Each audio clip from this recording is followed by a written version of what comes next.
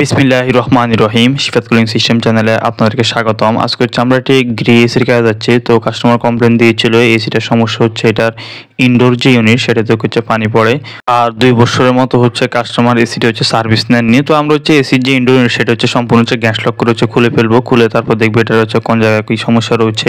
তো আমরা হচ্ছে এটা এখন গ্যাস লক করে নিব। গ্যাস লক করার পর তারপরে হচ্ছে আমরা ইনডোর আউটডোর যে 5 কানেকশন সেটি হচ্ছে আমরা আউট করে নিব। তো ইনডোর আউটডোর 5 কানেকশন যে ছিদ্রটি করা হয়েছিল সেটি হচ্ছে একবার হচ্ছে বন্ধ করা হয়নি, আর এটার উপর যে 5 এর যে ইনসুলেশনগুলো সেগুলো হচ্ছে একবার হচ্ছে ড্যামেজ হয়ে গিয়েছে। তো এই পর্যায়ে হচ্ছে আমরা ইনডোর যে ইউনিট সেটা হচ্ছে আমরা নিচে নামিয়ে নিব, যেহেতু আমাদের গ্যাস লক কাজ শেষ। তো গ্যাস লক করার ক্ষেত্রে খেয়াল রাখতে হবে যাতে সঠিকভাবে যে গ্যাস লক করা হয়, না তো পরবর্তী হচ্ছে কাস্টমার অনেক বড় ক্ষতি হয়ে যাবে। ইনডোর ইউনিট নিচে নামানোর পর আমরা দেখতে পাই ইনডোর ইউনিটের কভার ফাইবার যে ইনসুলেশনগুলো ছিল সেগুলো হচ্ছে একবার হচ্ছে ড্যামেজ হয়ে গিয়েছে। তো আমরা হচ্ছে পুরাতন ইনসুলেশনগুলো হচ্ছে একবারে খুলে নেই, খুলে এখন নতুন যে ইনসুলেশন সেখানে হচ্ছে এটি সেট করে দিব। আশা করি আর পানি হচ্ছে লিকেজ হবে না। আর ইনডোর যে ইউনিট সেটা হচ্ছে আমরা ভালোভাবে হচ্ছে ক্লিন করে দিব। এসি স্থাপনের পর অবশ্যই খেয়াল রাখতে হবে যাতে ইনডোর আউটডোর 5 কানেকশন দুটি করা হয় সেটা যাতে অবশ্যই বন্ধ করা হয়। তো আমাদের হচ্ছে এখানে ইনসুলেশন লাগানোর কাজ শেষ, দেখতে পাচ্ছেন আপনারা। ভিডিওর সামনে অংশ আপনারা দেখতে পারবেন কিভাবে আমরা প্রেসার ওয়াশার দিয়ে হচ্ছে ইনডোর ইউনিটটি ক্লিন করি। তো দেখতে থাকুন ভিডিওটি।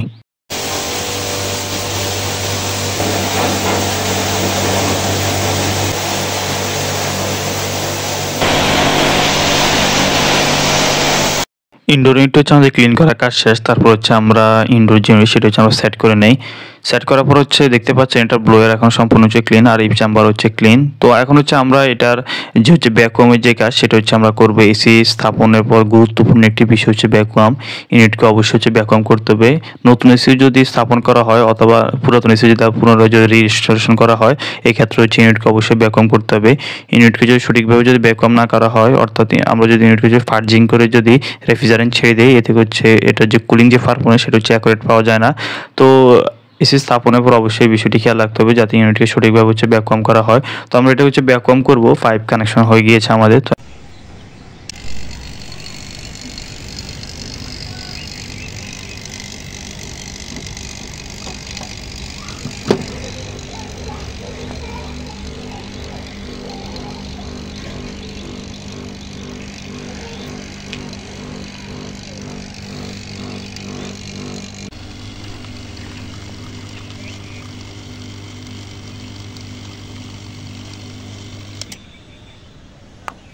ইউনিট যখন পরিপূর্ণরূপে ভ্যাকুয়াম হয়ে যাবে তারপর সর্বপ্রথম হচ্ছে আমরা গ্যাস ম্যানিফোল্ডের যে বাল্ব সেটি হচ্ছে আমরা লক করে নিব।